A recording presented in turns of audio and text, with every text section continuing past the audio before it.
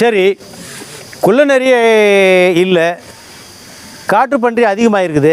இந்த உணவு சங்கிலியில் எங்கே பிரச்சனை வந்திருக்கு? உணவில் பிரச்சனை வந்தது. சரி, பன்னியினுடைய இனவருத்தி அதிகமாக இருக்குல்ல, அதுக்கும் குள்ளநரிக்கு என்ன பங்கு? யார? நல்ல ஒரு கைத்தட்டுங்க அவனுக்கு.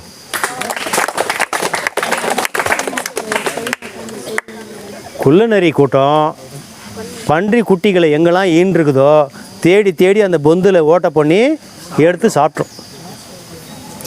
இப்போ இன்னொரு பிரச்சனை உருவாயிருக்கு. எல்லா ஊர்லேயும் மயில்கள் கூட்டம் அதிகமாகிடுச்சின்னு சொல்கிறாங்க. ஒத்துக்கிறீங்களா? அதுக்கு என்ன காரணம்? ஆற்று பாலாற்று வழியாக வர்றதுலாம் இல்லை, உற்பத்தி அதிகமாக இருக்குது. அதுக்கு என்ன காரணம்? குட்டி போடாத மயில் முட்டை தான் போடும். அதுதான் நம்மளுடைய தேசிய பறவைன்னா மயில். ரைட்டு. அப்புறம் அது அதிகமாகிடுச்சு, தேசிய பறவை அதிகமாகிடுச்சு, எல்லா விவசாயத்தையும் அழிக்குது. நம்ம என்ன பண்ண போகிறோம்?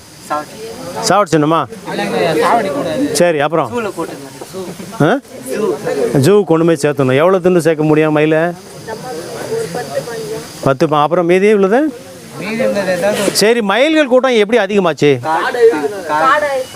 காடு அழிஞ்சதுனால. அப்புறம் சத்தமாக சொல்லு.